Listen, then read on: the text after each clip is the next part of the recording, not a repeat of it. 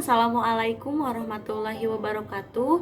Kembali lagi bersama saya Isi Sofiullah Septiani dari Prodi Manajemen S1 Universitas Nasional Pasim.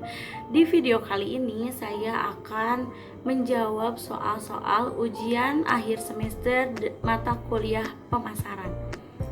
Nah, nomor 1, apa kelebihan dan kekurangan antara pedagang eceran dan pedagang grosir?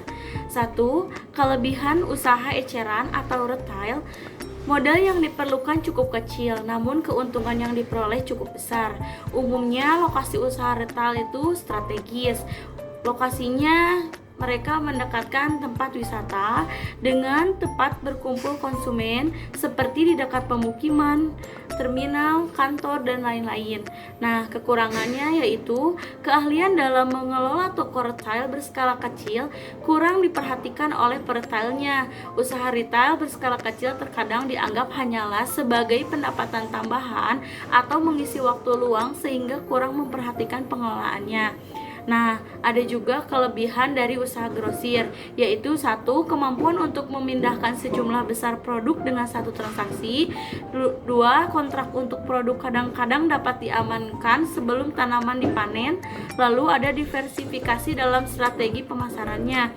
Nah, biasanya juga usaha grosir itu harganya lebih murah ya di grosir daripada di pedagang eceran. Nah, kekurangannya yaitu harga ditentukan oleh pembeli. Misalnya bisa ditawar, biasanya kalau di grosir itu karena pembeli itu membeli dalam jumlah banyak, maka bisa ada proses tawar-menawar.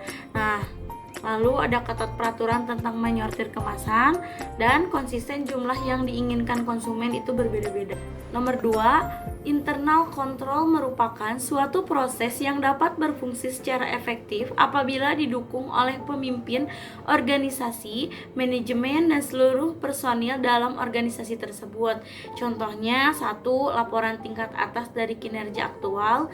2. Pembagian tugas. Pembagian tugasnya itu harus jelas dan sesuai prosedur di perusahaan tersebut. 3. Dokumen yang sesuai pada transaksi dan pengendalian internal.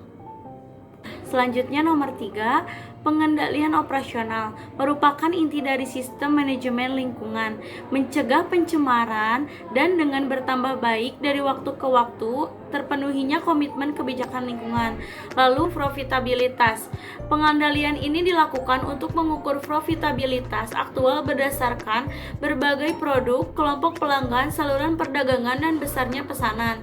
Nah, yang terakhir ada strategi untuk mengevaluasi apakah strategi pemasaran sesuai dengan kondisi pasar dalam lingkungan yang cepat berubah, atau evaluasi efektivitas dilakukan secara periodik, yaitu dengan cara tadi audit. Audit itu sangat penting dalam suatu perusahaan. Selanjutnya nomor 4, apakah auditing itu penting? Menurut saya penting karena auditing merupakan suatu pemeriksaan yang resmi atas perkiraan laporan keuangan suatu perusahaan. Dengan audit, kita dapat mengontrol apakah para staf suatu perusahaan sudah melaksanakan kebijakan ketentuan yang berlaku di suatu perusahaan tersebut. Jadi harus mengadakan auditing secara berkala minimal 1 bulan sekali untuk mengontrol pengeluaran atau pemasukan perusahaan, apakah ada perkembangan ataupun penurunan dari perusahaan. Akhir produk Indonesia yang sudah memasuki pasar global yaitu Eiger. Kenapa Eiger? Eiger banyak keindahan alam yang ada di Indonesia, menjadikan salah satu brand yang satu ini akan selalu dipakai pencinta alam. Karena brand dari Eiger itu terdapat seperti carrier, sepatu, dan lain sebagainya. Kebanyakan untuk alat-alat muncak. Nah, penjualannya sudah menambah ke berbagai negara seperti Filipina, Jepang, hingga Lebanon. Karena produk Eiger itu sangat terobsesi untuk go internasional. Dan produknya pun sudah mulai dikenal oleh luar maupun dalam negeri.